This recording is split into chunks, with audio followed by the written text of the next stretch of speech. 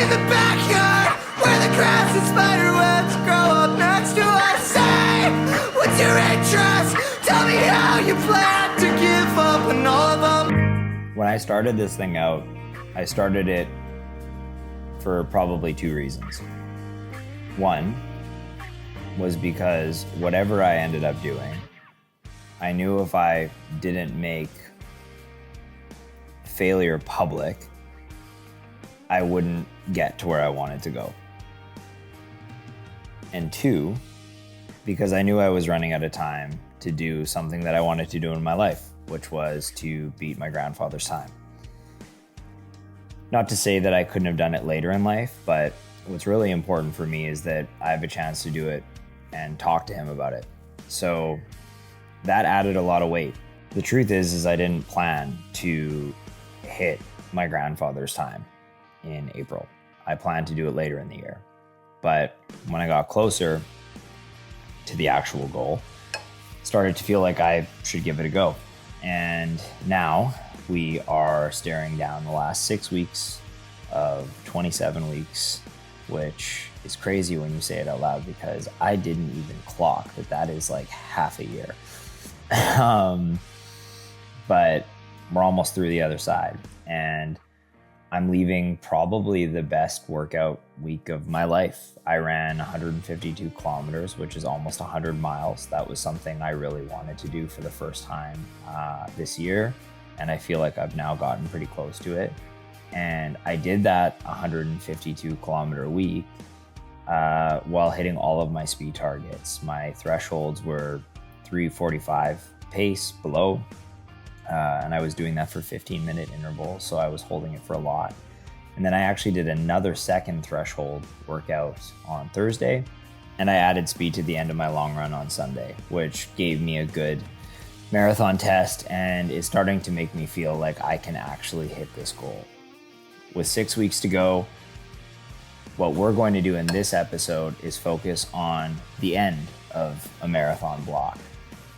Now, science starts to play a bigger role at this point. It's really important that what I don't do is keep running blind into what is one of the biggest goals of my life, especially since it's such a jump going from 311 to 246. I need to start to get a better idea of what I'm actually capable of. So what we're gonna do in this episode is we're gonna start to finish this block out, start to transition to the taper towards Eugene Marathon. And we're also gonna be doing things like race pace testing, lactate testing, and also starting to meet some of the people that were a big part of how I got to where I got to. This is Olivier. It's the first time introducing him on the channel. I guess we're settling into the unofficial title of running mentor. Do you want to tell the people a little bit about yourself? I guess I need to. So yeah, name is Olivier. I've been working in the store for maybe 3 years now at City Park Runners. Running background. I think I've been a runner for now about 10 years, something like that. Do mostly marathon now and try to get faster, but it's a lot of work, so. One of the benefits for me is I don't know, I wouldn't say like I'm super fast, but I'd say I'm fast enough that a lot of the people that I normally run with probably can't hit my paces when I'm going harder. Yeah. So that's been super great. Like what hasn't been on the channel yet is like some of the speed runs we've done together and just some of the training we've done together. Yeah. Which has been really awesome. Yeah, it's a funny thing, like, you know, at some point, like the faster you go, at some point it's become really lonely. Yeah. And like, so you realize that, oh, if I want to hit my split for like the speed session, well, I'm on my own. So yeah, it's kind of nice to like, I don't know, like see you progress. And now that we really similar time, like it's kind of nice to finally have a friend. Similar time. Yeah, no, it's true. There's like an arc where it's like lonely, lonely, not lonely, lonely, lonely, lonely. Yeah. Okay, so what I wanted to talk about today is this is test day. Test day means that we are doing everything we can to hit marathon pace for over 16 kilometers. Initially, we were gonna hit the run outside, but it got super cold and we got hit with a blizzard in March. So the point is we've lined up a couple things to start testing race day, and I just wanna get Olivier's take on some of this stuff, because if there's one thing that's been consistently the case, I'm pretty extra, he's pretty down to earth. So the lineup today, we're gonna take Nomio. It's about 3 hours before the run, so we're gonna hit that up. We're gonna try the bicarb for the first time, and we're gonna do the caffeinated Martin drink mix, and then we're gonna hit the race with gels.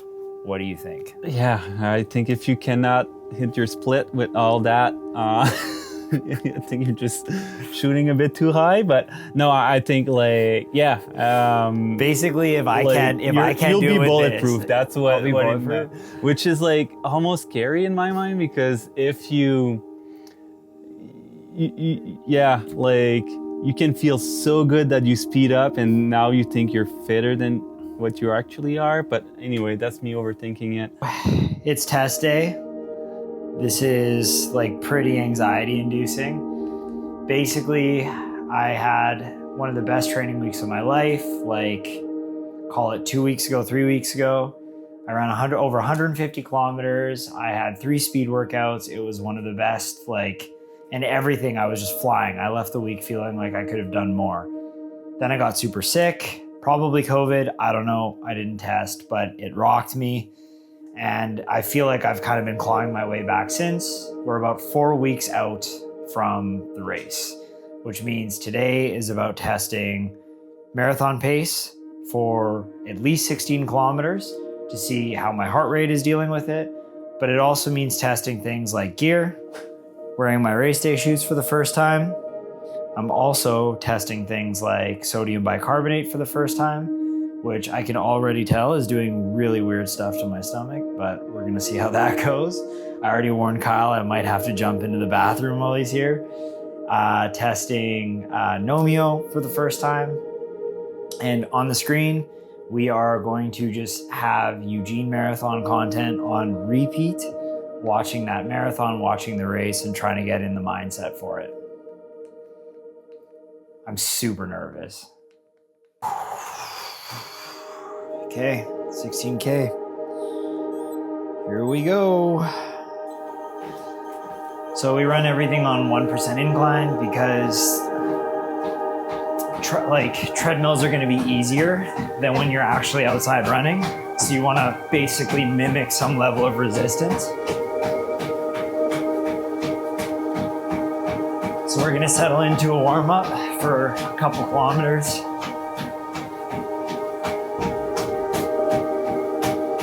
Hoping the legs kind of loosen up. And then we're gonna get into 16 kilometers of tempo.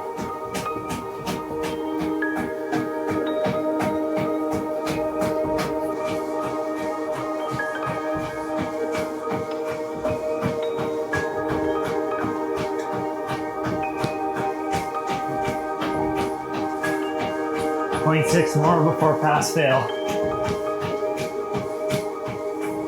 That's what's going through my head right now.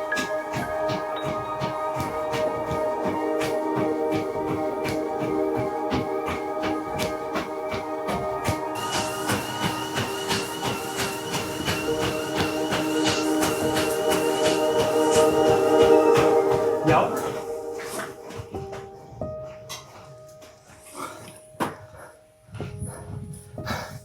Please don't record these. Yeah, you're good. Okay.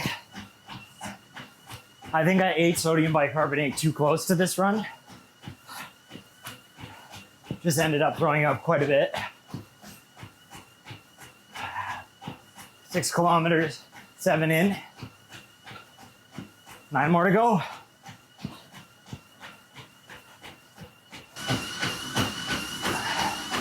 5. We got 0.1 left. Let's cross this.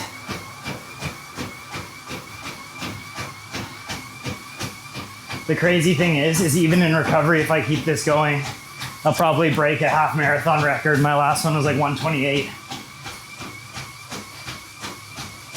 I just need to keep going and I'd break my own record today. But that's not what today's for.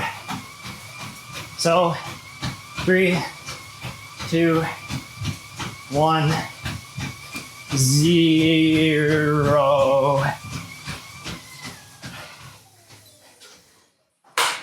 We follow the training. I'm just gonna crack this for Kyle. Thanks for doing this. I gotta assume being in this room is torture right now.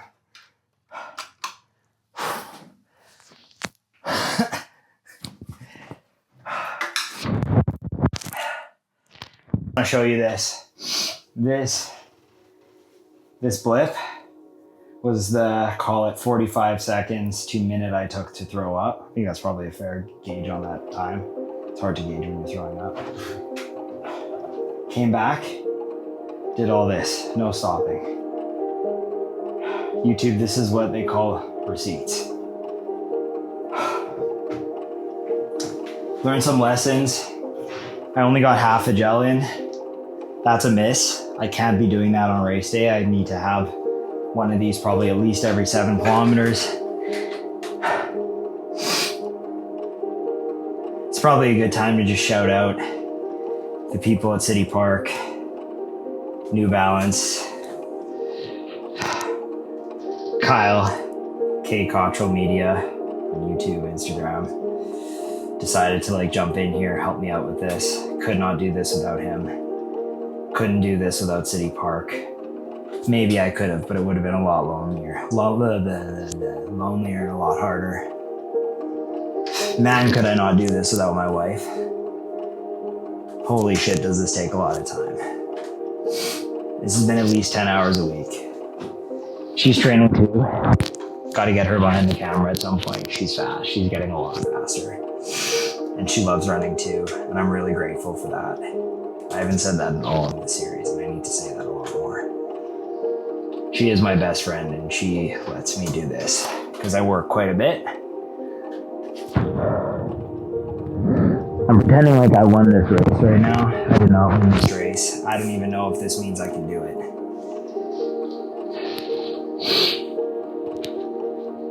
But I know at this point there's nothing in the way from just getting ready for the race and finding out. And that feels good.